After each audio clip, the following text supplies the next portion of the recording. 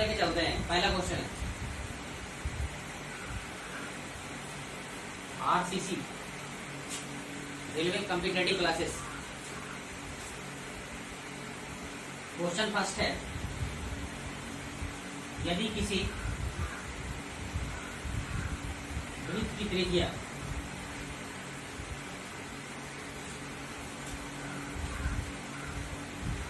में 50% की वृद्धि की जाए तो उसके क्षेत्रफल में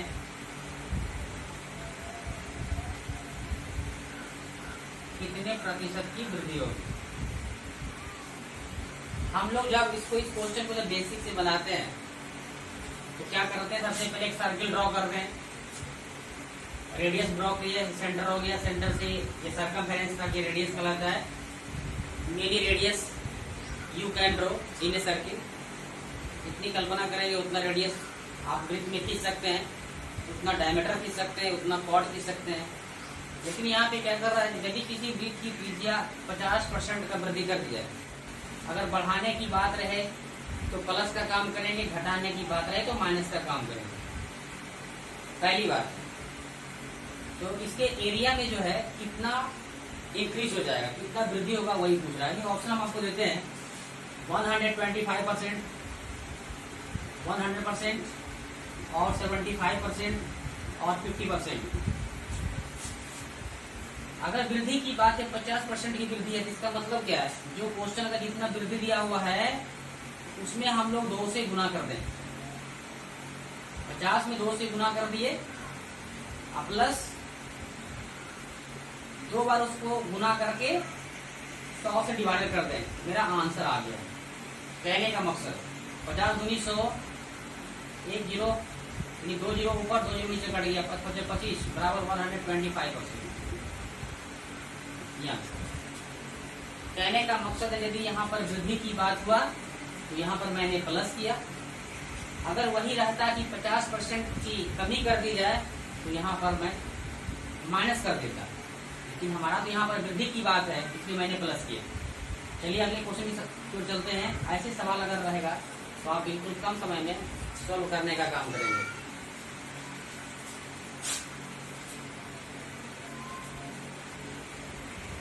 सर्किल से भी बहुत क्वेश्चन आता है। दूसरा सवाल आपका है, यदि किसी आयत की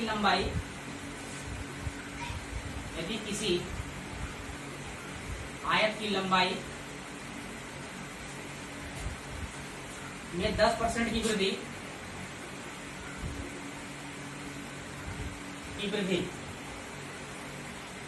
तथा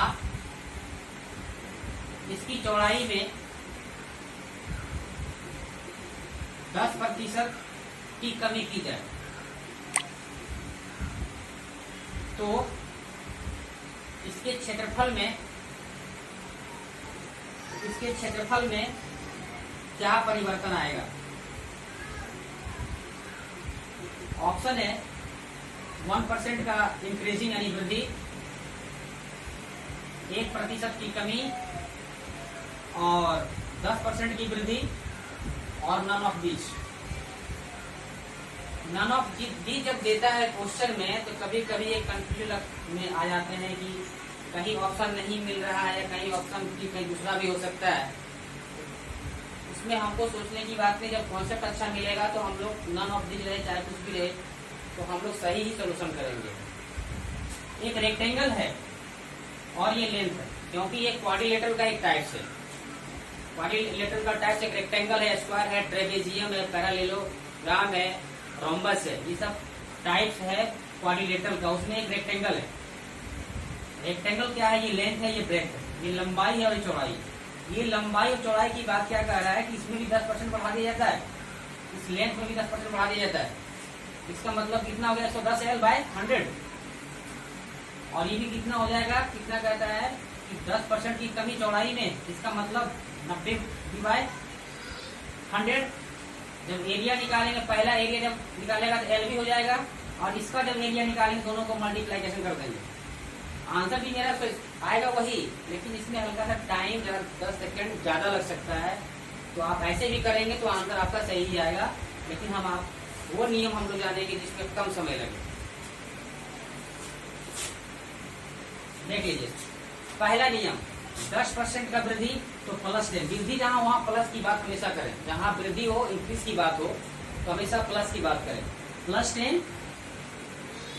और यहाँ पर 10% की कमी -10, जहां वृद्धि वहां प्लस, जहां कमी वहां माइनस।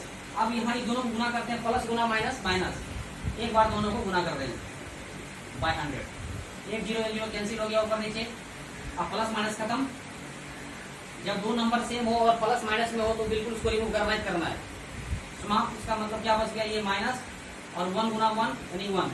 ये माइनस हमको क्या बता रहा है, माइनस जब भी बताता है कमी बताता है। माइनस का सिंबल हमेशा कमी ही बताता है, वो वृद्धि नहीं बताता। ये माइनस हमको बता रहा है, जिसका मतलब है कि 1% की कमी हो रही है। इसी हिसाब से हम लोग दूसरे मेथड से कैसे बनाते हैं, देखिए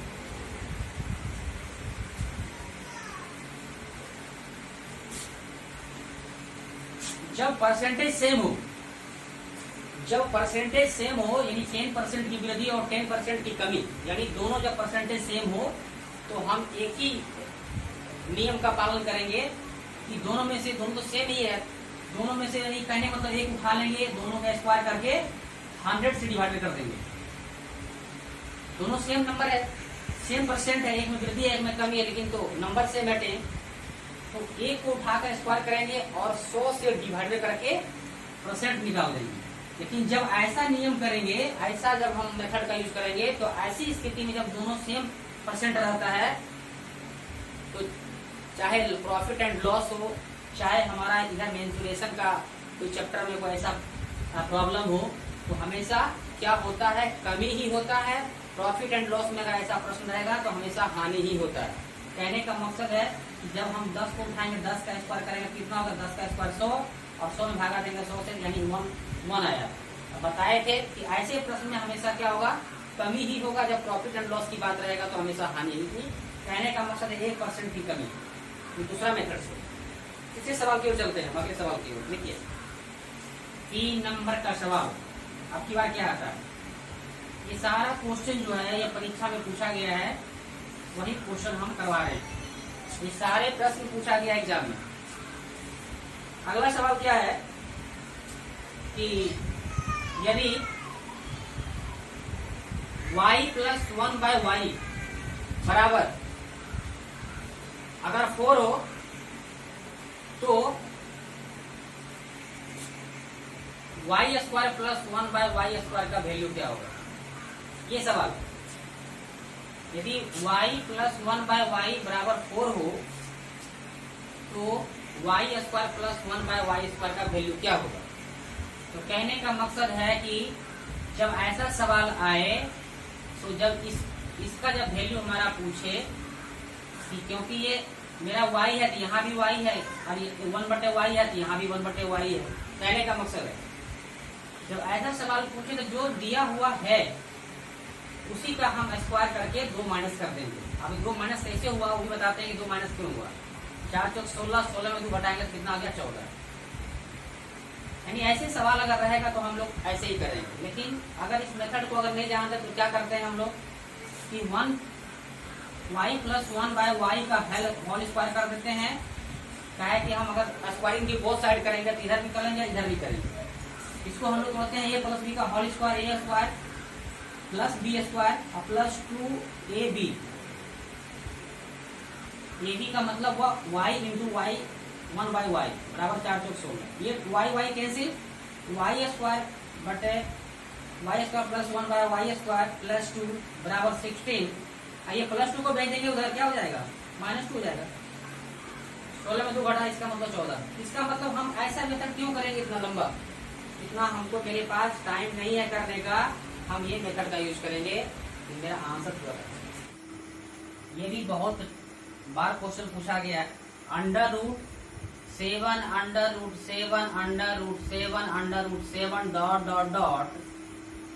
इन्फिनाइट अनंत तक लिखा गया है। i = 343 whole to the power x - 1। तो what is the value of x।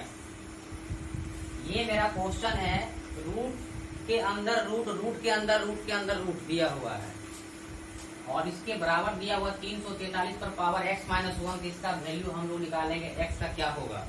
यानी ऑप्शन आपका दिया है 2/3, 2/3, 1, 4/3 और 3/4। अब देखना है कि इस टाइप का जो कंडीशन है, इस टाइप में 4-5 प्रश्न रहता है, इस टाइप में रूट वाला में 4-5 प्रश्न रहता है। लेकिन जब ऐसा कंडीशन आता है, जब ऐसा कंडीशन आता है तो इसका आंसर 7 ही होता है। अगर यहाँ पर 3 रहेगा, √3, √3, √3, तो आंसर 3 होगा। जो इस कंडीशन में जो भी अंक लिखा हुआ रहेगा, जो संख्या, उसका आंसर x का वैल्यू क्या होता है, वो सेम होता है। लेकिन जब इसके बराबर जब ये दिया हुआ है, तब आप हमारा यहाँ से x का वैल्यू निकालेंगे कि क्या होगा। इसका मतलब इतना के बराबर क्या होता है, तो जो नंबर लिखा हुआ है 777, तो इसका हो जाएगा 7 के बराबर। अब हम क्या करेंगे, ये बराबर क्या है, 343 whole to the power x minus 1, x minus 1। हमेशा एक चीज आप ध्यान दें कि ऐसा कंडीशन में जब भी आता है तो इन दोनों के बेस को बराबर करना पड़ता है, तभी मेरा सॉल्यूशन और कैलकुलेशन बड़ा फास्ट होता है। यहाँ 7 है तो इसका मतलब है कि ये 7 का मल्टीप्लाई जरूर होगा अगर हम इसको गुना करते हैं, क्योंकि यहाँ 7 है, जो भी 7 में आएगा तो 7 का 3 टाइम्स जब गुना करेंगे 7 7 49, 49 7 343 होता है। इसका मतलब क्या है कि 7 पर पावर ये 3 होगा, क्योंकि इसके बराबर, क्योंकि बेस को हमको बराबर करना है, तभी मेरा कैलकुलेशन होगा। और पावर को पावर से गुना किया जाता है। आप एक सूत्र पढ़े होंगे, a to the power m whole to the power n, यानी पावर को पावर से मल्टीप्लाइकेशन करते हैं m गुना n। यहाँ पर क्या है, 7 पर पावर 3 है और पावर इस पर भी ये है, इसका मतलब 3 से हम इसमें गुना कर देंगे पावर को पावर से, तो 3x माइनस 3। अब इस पर पावर 1 है, क्योंकि हर कांस्टेंट नंबर पर पावर 1 होता है। तो ये 1 दिया हुआ है, 1 दिया होने रहता है, छिपा हुआ रहता है, हाइड रहता है। हम यहाँ पावर 1 लिखे, ये दोनों बेस बराबर है, कट गया।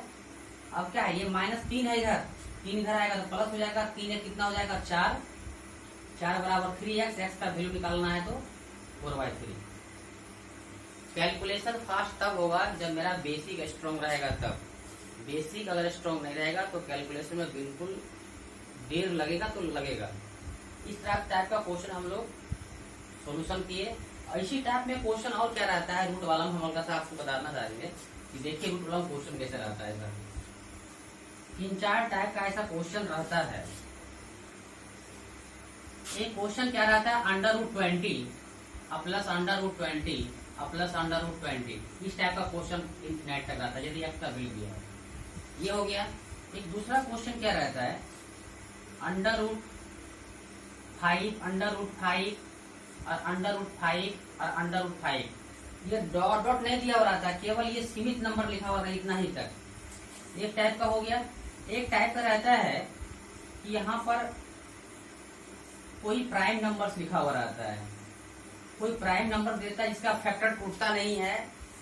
अधिकांश बच्चे इसको बना देते हैं, इसको बना देते हैं, लेकिन आके यहाँ फंस जाते हैं, क्योंकि इसका फैक्टर टूटता है 5 चौक 20, दोनों का डिफरेंस 1 आता है।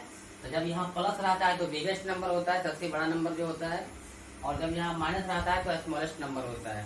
लेकिन आके यहाँ फंसने का कारण होता है कि टूटता नहीं है। 19 का फैक्टर तो टूटेगा नहीं, क्योंकि प्राइम नंबर है। इसलिए जब ये नहीं टूटता तो इसका भी एक रूल है। इसका भी एक रूल क्या है कि यदि ये प्लस है और प्राइम नंबर है तो आप आगे बढ़ जाएं, 19 के बाद क्या हो जाएगा 20। और ऐसे नंबर की ओर देखेंगे कि जिसका फैक्टर करके हमारा टूटे और दोनों का डिफरेंस 1 आ जाए। तो देखिए 19 के बाद हम जैसे 20 बढ़े तो इसका मतलब 5 चौक 20, दोनों का डिफरेंस 1 आता है। तो इसका जो मान होगा वह क्या होगा, 4 और 5 के बीच वैल्यू इसका आएगा। तो ऐसे ऐसे सवाल, इस टाइप का 4-5 सवाल है, तो बिल्कुल आसान होता है बनाने में। तो इसका सवाल मेरे इसके पहले जो सवाल था उसका बिल्कुल वो उस टाइप का भी क्वेश्चन रहता है। और बेस हम लोग बना के अभी जो हल किए 7 टू दी पावर 343 जो था, तो इस टाइप का भी सवाल 4-5 जो रहता है, तो हम लोग इस तरह से बनाते हैं। प्राइम नंबर का हल्का सा टेस्ट होता है, प्राइम नंबर को तोड़ना आसान बात नहीं है, और क्योंकि तो प्राइम नंबर तो फैक्टर केवल होता है 1 और एक सेल्फ होता है, इसलिए तोड़ना